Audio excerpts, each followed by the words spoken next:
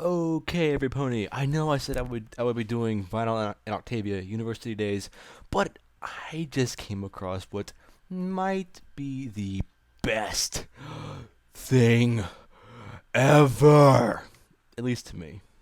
You see, if for those of you who do not have the pleasure of knowing the king of the nightlife himself, whose namesake it is Night and Life,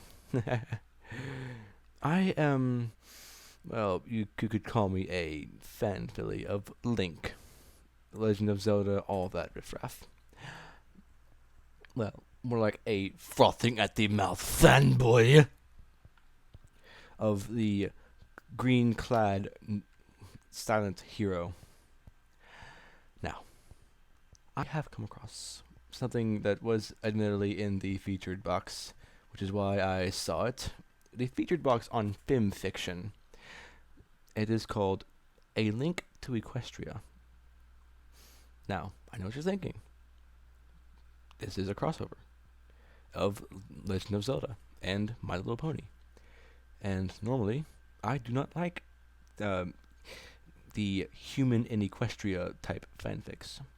The one exception to this before I came across this was My Little Dashie, which made me league so much awesome. And for those of you who don't know, that is the male version of crying. Men don't cry, we leak awesome. But yeah, I bawled like a filly. I'm not even kidding. The end scene, I nearly shorted my computer. I'm not even kidding. Now, I'm going to do this instead of the Vinyl and Octavia, the University Days one. I'm going to continue that thick as well. I'm just taking on 3 challenges now. Because how could you not? It is Link plus ponies. And from the comments, it is epic. And it has gotten, what? How? Crap. It doesn't really say. It has 270 like favorites. Wait, let the little gooey thing pop up. Mm. Oh well. Well, this is. What the hell is that? Ow, ow, ow. Okay, apparently I had a splinter in my toe. The hell's up with that shit? Oh well. Well, I love Legend of Zelda and all of that stuff. And if this ends up being a piece of crap, I will drop it and go back to Vinyl and Octavia, and I will delete this file if the first chapter is crap. Here's hoping it's not. That was me banging a cup and a water bottle, because that's what I have right now. Yes. So without any further delays, let us get straight into A Link to Equestria. First chapter is called, Trouble in Your Wake. Now this begins with a little, well, as all Zelda things do, with a little introduction. In the land of Hyrule, there echoes a legend held dearly by the royal family that tells of a boy who, after battling evil and saving Hyrule, crept away from the land that made him a legend. Done with the battles he once waged across time, he embarked on a journey, a secret and personal journey, a journey in search of a beloved and invaluable friend, a friend with whom he parted ways with when he finally fulfilled his heroic destiny and took his place among the legends. But as he would soon come to realize, such a place is not always desirable. But when one enemy falls, 2 more rise in their place. Fucking Hydras. As for harmony, for harmony to be kept, that the fall of one hero must bring upon the birth of 7 more. Fuck yeah. Okay, little side note. This is like the end of the little introduction. I am doing this as a cold read. Yeah, like cold turkey. As in, you can't get much colder than this shit. I've read 30 words. That's it. Oh, and I do believe that this chapter is about 2 or 3 thousand words long, so it's not horribly long. It's about as long as Vinyl and Octavia's university days. So let's get right to it. Head hung low, the boy clad in green needn't hold onto the steed that carried him across the ever thickening haze, granting the woods where the people do not wander. The right the rightful adjective that was its namesake, the lost woods. Trees sprouted from the ground in a chaotic sense of organization, as if their owner had simply scattered their seeds across the land without the least of concerns for where they would fall. Man and horse neither had a destination, and neither knew for how long they had been journeying. Days, weeks, months. It didn't seem to matter. Step by step, the filly continued to trek across amidst the overgrown vegetation, the slightest breeze agitating the unseen foliage high above. Why had they ventured into this forest, forsaken by the Hyrule and feared by the Kokiri, to begin with? They say that when non-fairy folk enter the Lost Woods, they become monsters. The melodious whisper of a song echoed in the back of his mind, drawn from memories of a place gone by, memories of a hollowed tree in his house. His house had been built upon. Memories of the deity who, prior to his death, kept safe the forest they inhabited, but above all, memories of her. I'm going to stop this right now. I am assuming this is after Ocarina of Time. Alright? The gentle wind that caressed the woods suddenly stopped, an eerie stillness flooding the atmosphere around them.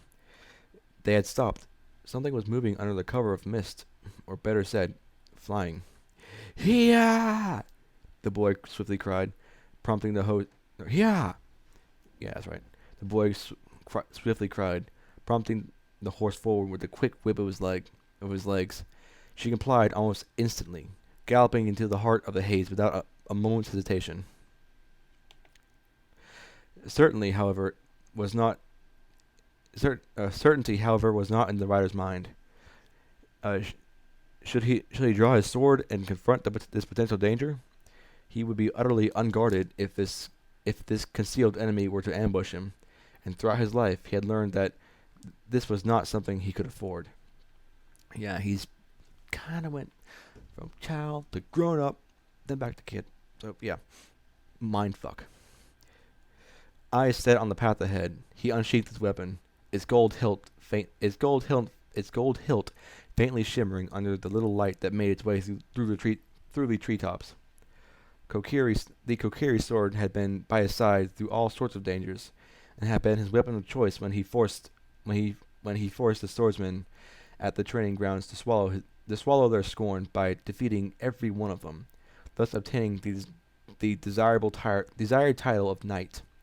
Okay, maybe not after Ocarina of Time, some fanon shit. If he had managed to take on these mighty warriors, then surely he would be able to defeat anything that crossed his path. He was, after all, dubbed the hero of time. Easiest. The fuck? Link doesn't talk. This is it irking me, but okay.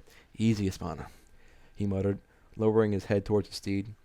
Oh, I guess from third-person view you wouldn't notice it.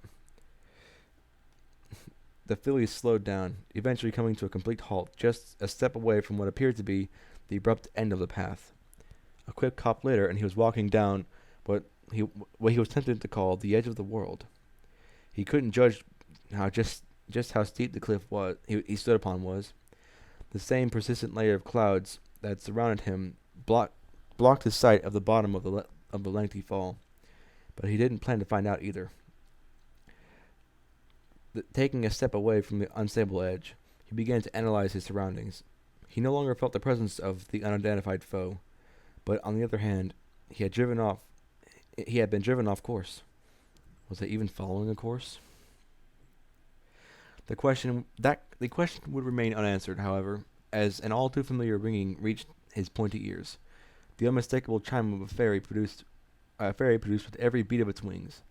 His sight zoomed from one end of the foggy barrier to the other, frantically searching for the sprite's location. The glittering trail it left behind. Anything that could point itself, anything at all anything at all that could point to itself. Navi? He stuttered, daring to step towards the dimly lit maze. Is that you? He could see the fairy closing in, as if approaching him at an almost frustratingly slow pace. The powder they emanated from their tiny, glowing bodies fluttered in his direction, carried by the lightest waft of air. He remained still, carefully prodding the mist for any source of light he could use as a hint. There. A flicker of radiance in the dark of the woods was enough to spur the boy's return to his steed's back, and before long they were once more racing past the immeasurably tall trees, hurtling over their overgrown roots and the pits they concealed in a wild pursuit of the almost imperceptible speck of light in the distance. Please, don't run away again. With every crack of the whip, the incandescent dot in the distance grew brighter and brighter, his heart skipping a beat, and thus the realization that he would finally be together with his friend struck him. Why are you running away? Espana's nearly deafening neigh took no effect on the boy's mind, focusing as strongly as it was on the fairy. It had stopped a split second. It had stopped a split second's gallop from them, idly floating up and down just ahead, and he knew this was his only chance. Then suddenly the world plummeted below his line of sight, propelled by a powerful force beneath him. Only realizing too late that it had been in fact Espana who had leapt into the air in a desperate attempt to leap over the immense gorge, the same gorge he now found himself falling towards, having failed to grab the filly's mane in time to remain seated. Something that would not have worked as well as he suspected, however, as she too was now being compelled downwards by gravity, having granted the boy a single moment of flight longer. Oh, 1 second. Okay, I'm back. It was in the peak of this ascent that he managed to properly observe the fairy he had been chasing, and his young heart shattered into 1,000 pieces when he found that this sprite was nothing similar to the one he had been searching. For.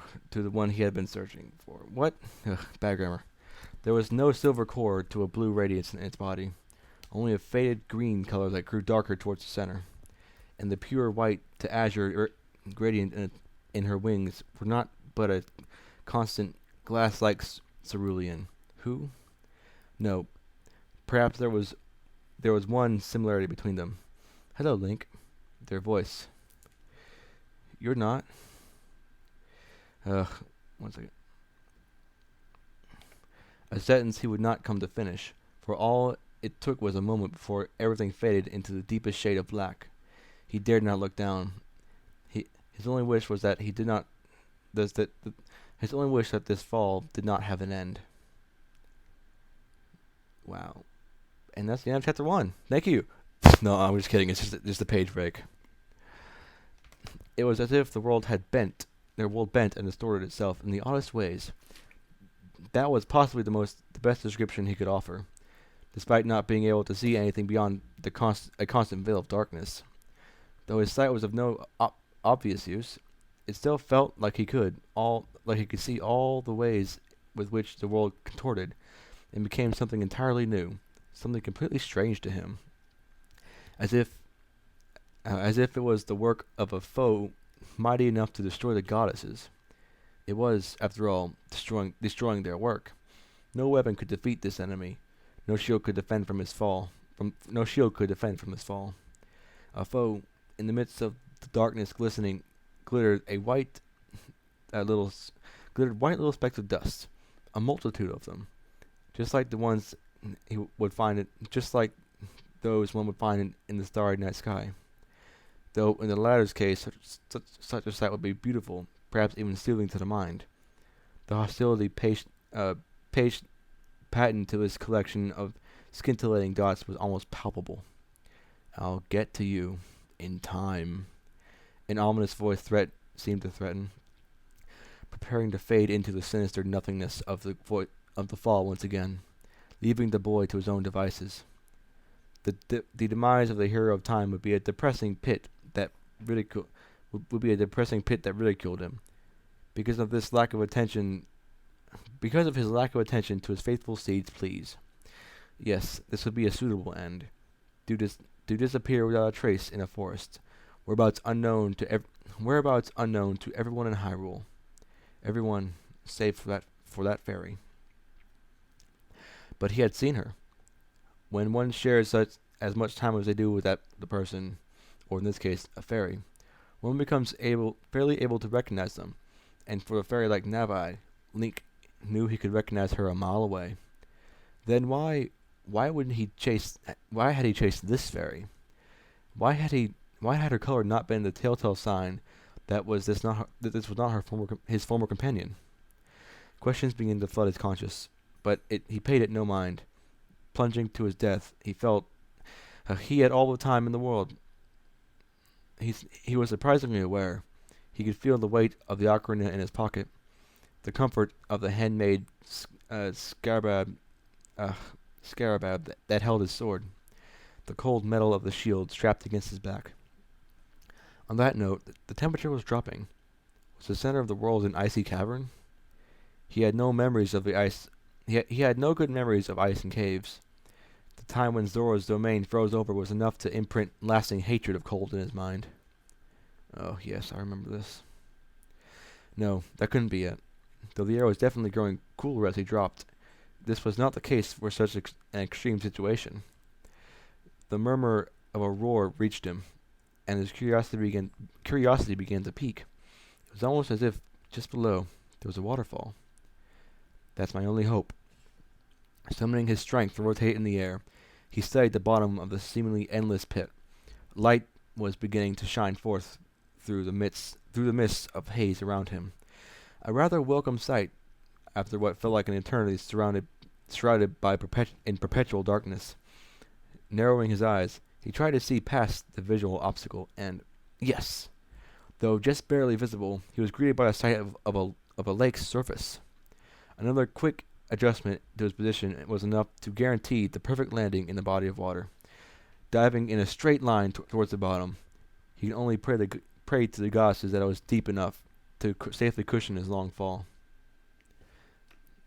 Man, I remember when that would happen in game. Man, that was kind of cool.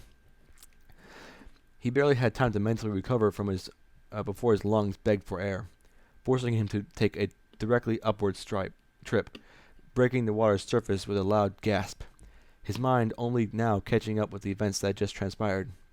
Not wasting a moment, he padded towards what he assumed was the closest shore, only to find he couldn't stand on his feet upon reaching it. With an exhausted sigh, he fell backwards on the cold, desolate stone floor, slowly taking in the view of the immense cave, while the metallic cling of his shield echoed away. Immensely desolate cave. I don't know how to pronounce that. Epona? Epone.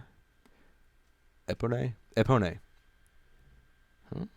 I don't get it. I just call her Espana. He spoke between wheezes, but finding his calls unanswered.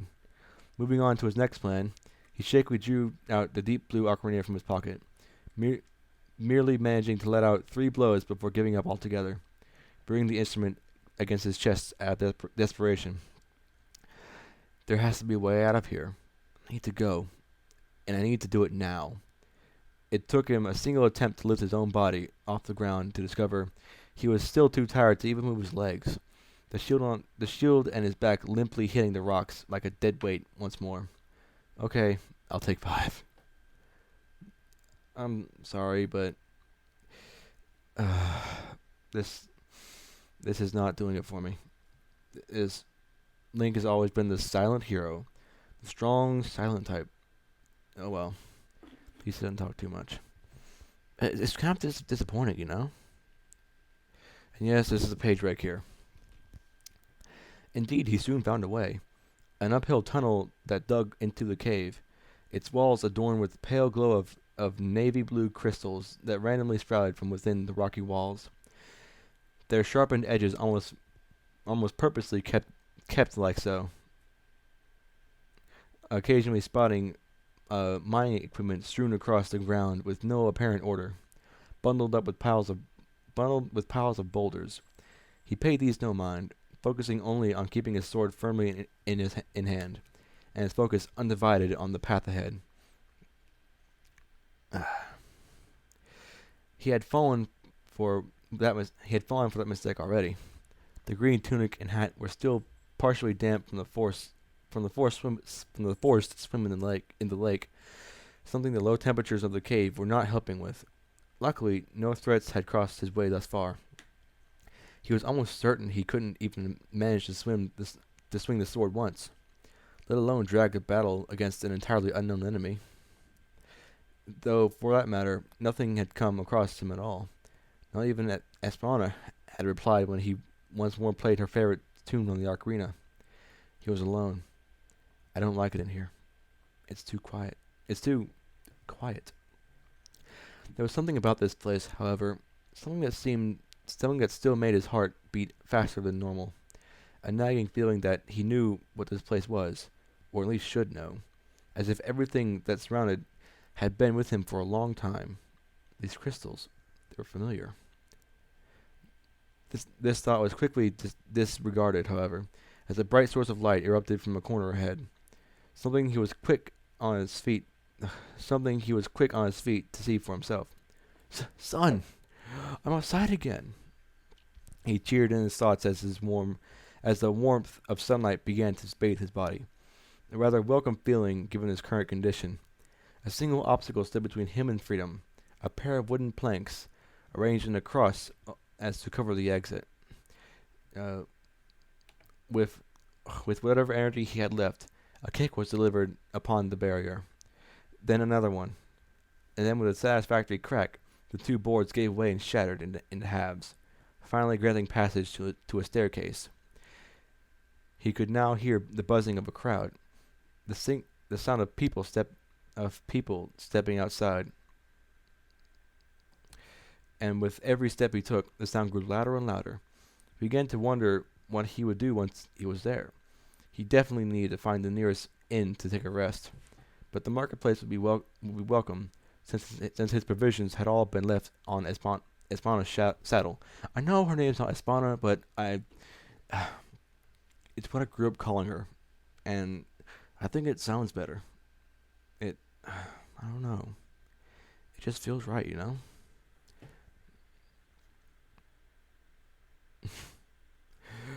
Okay, I just took a little peek, but funny as hell. Espana saddle, save for whatever rupees he carried on him. Finally, I'm home.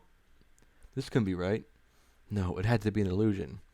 He rubbed his eyes, turned back down the stairs, then returned to the top. This was not Hyrule. This was not anything he was familiar with. On that note, none of this could be real. As if by instinct, he drew his sword and wielded his shield by his side. I'm seeing ponies, talking ponies? But, what? But taking some steps further into plain sight revealed that there were more surprises in store. They weren't just talking, or sometimes garbed in clothes, or of all the colors that he could possibly imagine, or donning armor and weapons. They sometimes possessed a horn, or a pair of wings, sometimes neither. But unicorns, they're supposed to be myths. His moment of mental absence was too soon interrupted by a particularly frightened voice of one of the creatures. A quick glance at his side brought his attention to a shivering unicorn filly, her golden mane getting partially mussed as she dug into what was presumably her Pegasus mother's gray coat. Terror patent. I've never heard that word used that way. Patent in her gaze as she eyed the boy from afar. This was soon commonplace in that street, and before long Link found himself in the center of attentions as a crowd of talking ponies, all whispering to each other in what he could only guess were words of disbelief. Okay, I'm gonna stop right here. I was kind of hoping Link would turn into a unicorn or something, because that's usually how I look. That's usually why only reason I would read Human and Equestria fic is if the transdimensional transportation process forced their bodies to become pony. Yeah.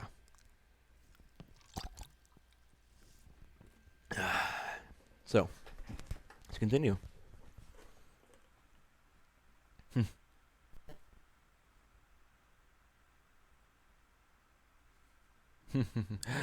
All right. Uh, this was soon called West in the street. Center attention of cross-talking ponies. It was all whispering to each other in what he could only guess were words of disbelief. Perhaps he was a foreign. Perhaps he was a foreign. Perhaps he was as foreign to them as they were to him. He couldn't know. He couldn't understand any of their words. But that demanding yell that came from both sides of the street simultaneously, he could recognize. It was that kind of shout you give someone you're about to brutally beat up if they don't comply. The hell? 1 second. Okay, I'm back. Okay, don't comply. Let's get back onto it now. There was a mosquito hawk, and those things freaked me out.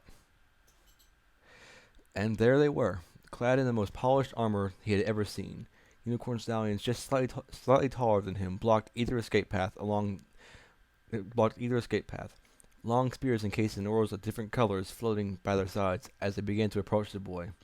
Their roars of forewarning never changing. I'm not about to go down without a fight. The Highland assumed a battle stance. Reasoning was out of the question. Show me what you've got. This is all him thinking, by the way. Like, I will tell you when he says something, because I don't think he'll ever. He doesn't talk, but apparently he does have good thoughts. A rather foolish thought, thinking back on it, as they had something he would have never expected: the aid of magic. He had barely taken a step when his sword inexplicably flew off his hand, and aimlessly fell next to the group of guards. He could feel the shield being tugged by an invisible force, but this time he was ready and grasped the equipment with all his might. His focus was driven off yet again, this time from his attackers. A stallion moved in and struck him with its spear. A final blow to the back of the head that laid the helpless boy to sleep. And that, my friends, is the end of the first chapter. And since it was kind of short, and I want to roll, let's do chapter 2. Alright, this is actually looking up. I might actually do this, because Link's badass. Like, freaking awesome. Yeah. Alright. So, chapter 2 is up. It's up to chapter 12, by the way. Alright, so here comes chapter 2, Execution. A Link in Equestria. No, a Link in Equestria. Or a link in Equestria. There are more than one links. A Link to Equestria, chapter 2, Execution. That scorching wind, it never changed, searing the lands unfortunate enough to be punished by its passage. No matter when or where it blew, it brought only one thing with it: death. This was the Gerudo Desert, after all. How the royal family had succeeded in negotiating with the tribe of thieves, he couldn't tell. But to negotiate the execution of the Gerudo's only male in so long at a location they worshipped was a surprising fact that betrayed just how great the change was that was starting to take over Hyrule. Well, that was starting to take over Hyrule was, in the opinion of the Sage of Light, this man could be thrown into Lake Hyra with 5 iron balls to his feet. He would not be missed. Perhaps such an execution was ineffective, however. A man of a million tricks, he would likely make it in releasing the heavy binds, and once again disappearing without a trace. Alas, that was something that was none of his concern. Much less of his decision to make. He dared not voice said thoughts either. It was not his place as a sage to do so. His Majesty knows what he is doing. He cast a discreet glance at the 5 other sages that accompanied him. He was positioned rather oddly, as farthest away from the farthest away of the group. After all, he was the head of the sages. and it had been deliberated that the finishing blow would likely be dealt by the hand of the Sage of Water. Donning their white vests in mass of eternal neutrality, they were arranged one next to the other in front of the gigantic slab of charcoal rock. A pair of chains descended from its top to the wrists of the struggling, devilish fiend. His eyes burned with a thirst for vengeance, a dangerous gaze capable of piercing through one's soul, almost literally so. As the Sage of Water began to mutter the necessary words to enchant the sword before him, the thief's mouth contorted into a snarl, and his head slowly rose in accordance with the sacred blade of light. The Sage of Light felt that no words were necessary for this brutal ritual of death, and it would be quick. It would be a clean, quick execution, much undeserved for the man before them. The next few moments were hazy in his mind. The world twirled on itself a couple of times, standing straight up in front of the Sage of Water before lancing directly at the Grudo's chest, and effectively piercing through it. A grumble later, the man's head fell over his body, hung limply from the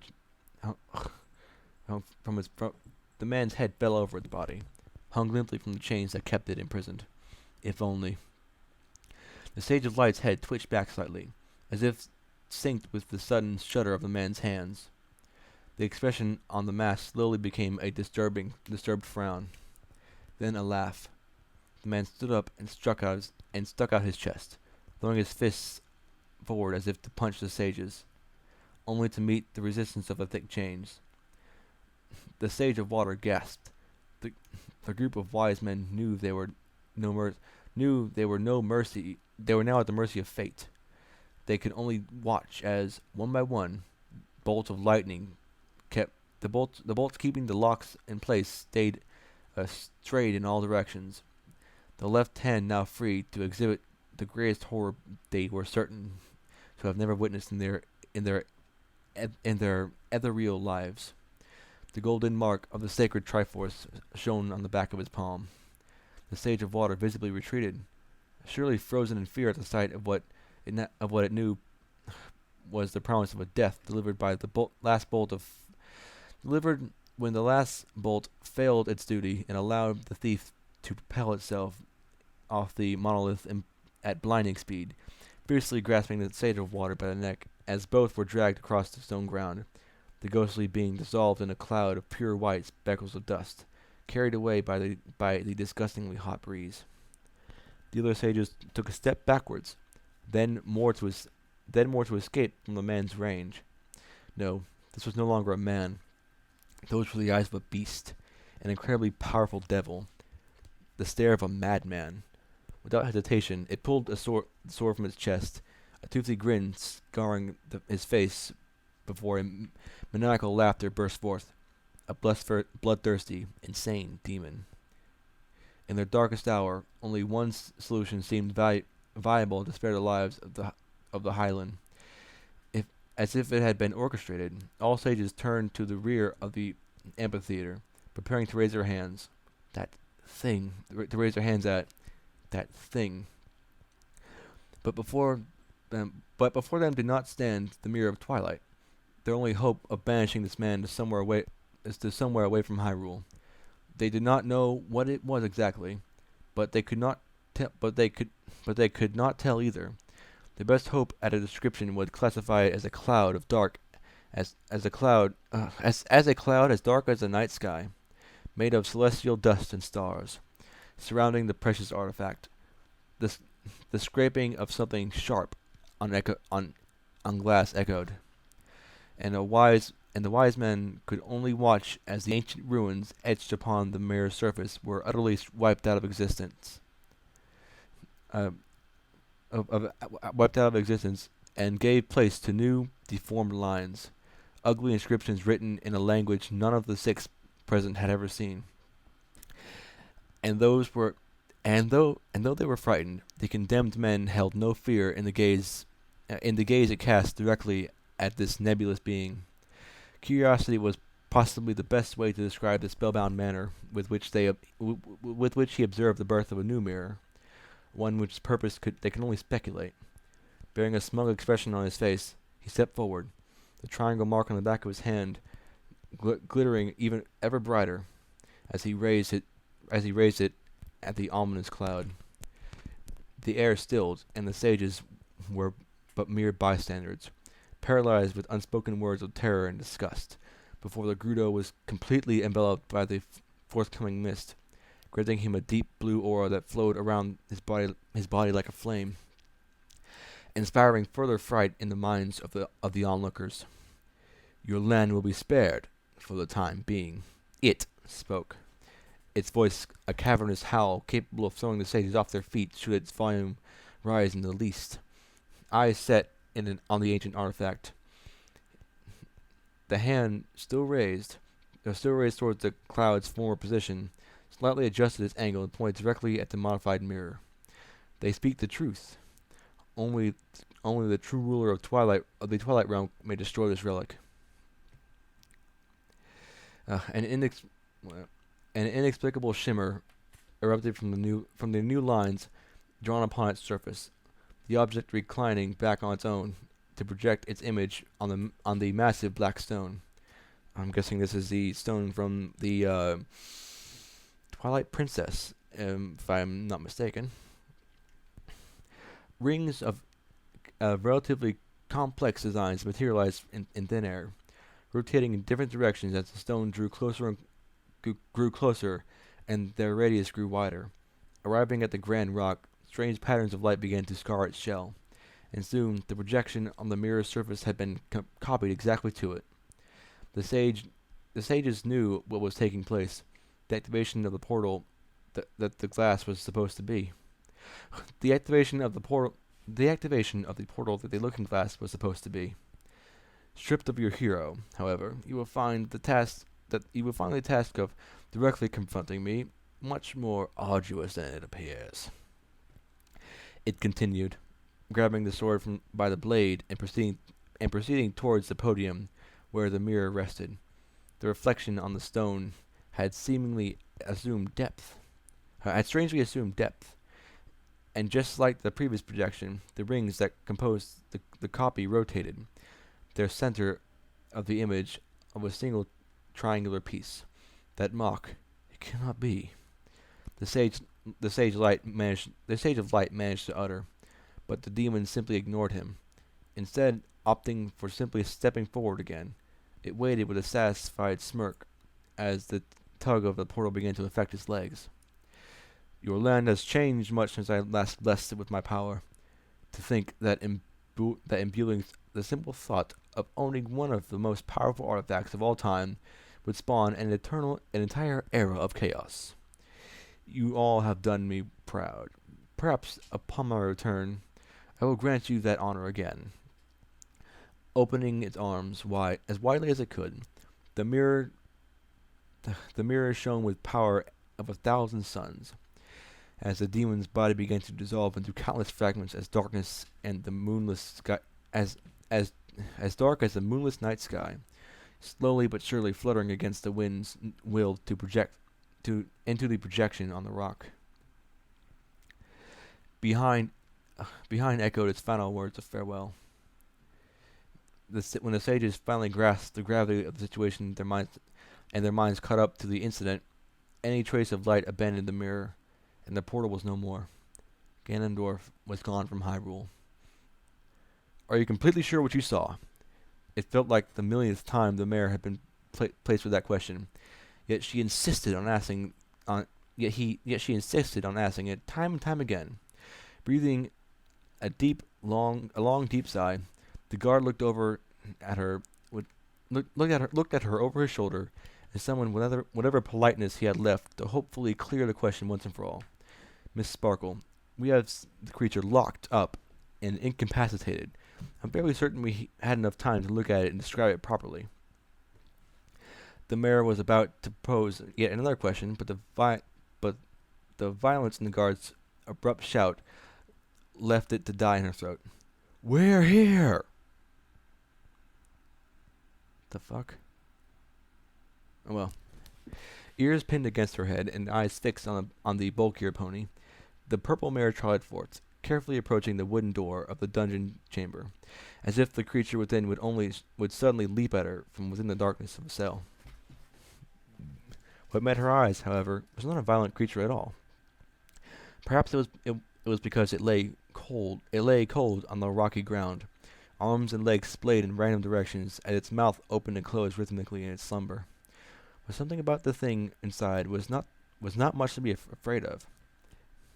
The closest approximation she could give it uh, was that the was of a perfectly shaved diamond dog, albeit much smaller and even less muscled, let alone threatening. Dirty, dirty green cloth adorned its whole body, and a pointy hat of the same color over its head. A pair of belts holding the clothing in place. "Are you sure that thing was about to attack you?" She asked, a certain hint of scorn rather patent in her words. Something that the guard apparently didn't appear to take too well, as his previously passive expression quickly shifted to a frown. If you had read the briefing properly while in the chariot, he briskly replied, not willing to pass on the opportunity to bash the mare for her persistence, then you will have known that it was armed, a rather sharp sword at that. I've seen few like it. Well, I did read the briefing, but I still don't see how that can be a threat to anyone, even with a weapon, especially a sword. Her retort carried such a as just as much hostility as the stallion's, something she realized too late, but immediately tried to redeem by lowering her voice and looking away. Whatever it is, it can't be much older than a school-aged foal. How would something like that? How would something that young go around with a weapon like? How would something like? How would something that young go around with a weapon like that? Reports from witnesses established that it came from the former entrance to the Canterlot Mines, which opens up near the city's main plaza. The Canterlot Mines. Memories of her brother's wedding the previous year assaulted her mind. Her stay in those abandoned caves had been far from a good one. It's been blocked for several years now, and it's the first time anything's come out of it, the guard added. Chewing on the information for a bit, she continued to watch the creatures in its sleep. Green cloths. Oh, well, 1 second. No, don't want a new group. Green cloths. A strange creature a creature stranger than anything ever seen in Equestria. Where have I heard of you before? Lyra. Duh. I guarantee you, if Lyra sees Link, she's gonna flip.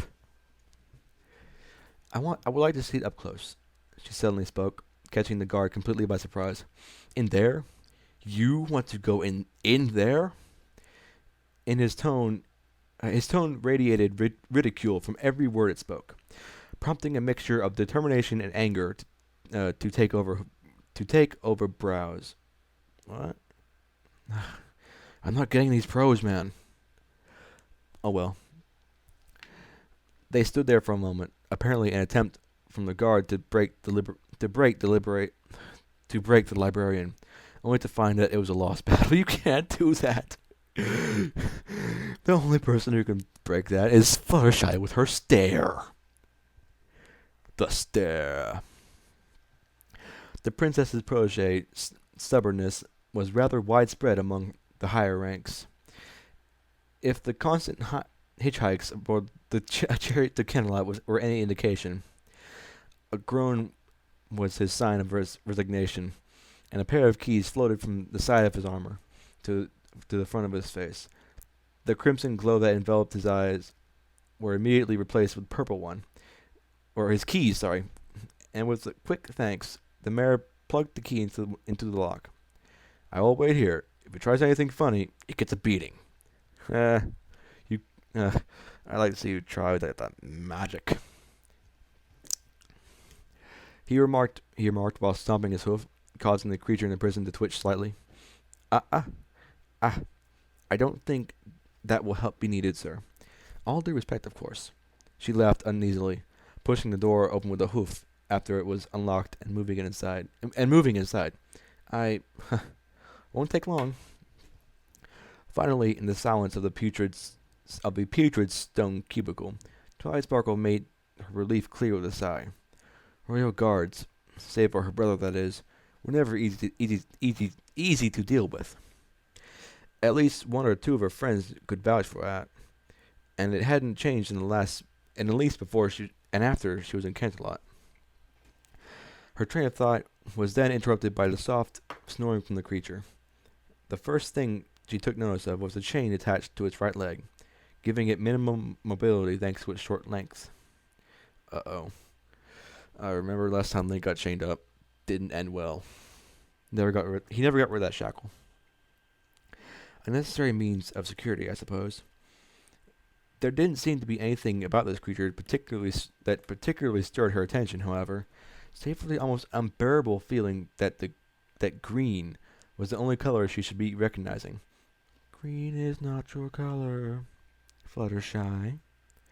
The report had mentioned how confused the creature seemed upon arriving, having appeared to look around frenetically before engaging in combat with the guards after harassing civilians. Her mind began to drift into thought, the veracity of the report suddenly turning dubious. Suspicions regarding the creature's ability to fight still pestered her. Maybe I just need to see if it. No, maybe I just need to see it while it's awake. I think I know where to find the information I need about this. At least it'll keep me busy a while. At least it'll keep me busy meanwhile.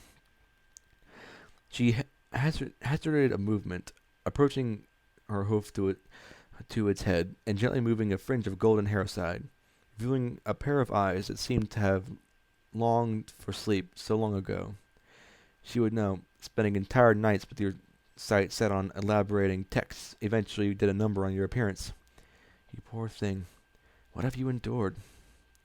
A further examination later, and she got up and left, casting one last quizzical gaze at the sleeping being.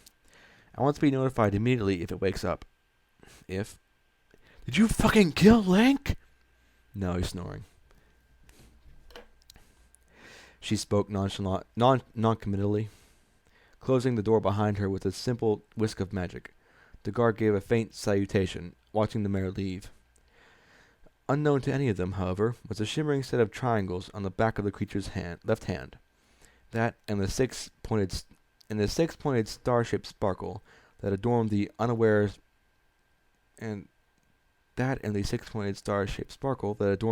mare's flank throughout the dungeon's tunnels.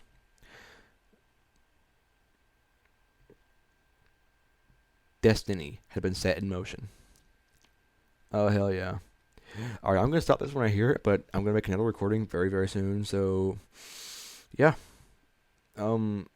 Let's get it done. It's only been about 50 minutes, so, yeah, I'm going to stop this one right here. Chapter 1 and 2. Nightlife, out.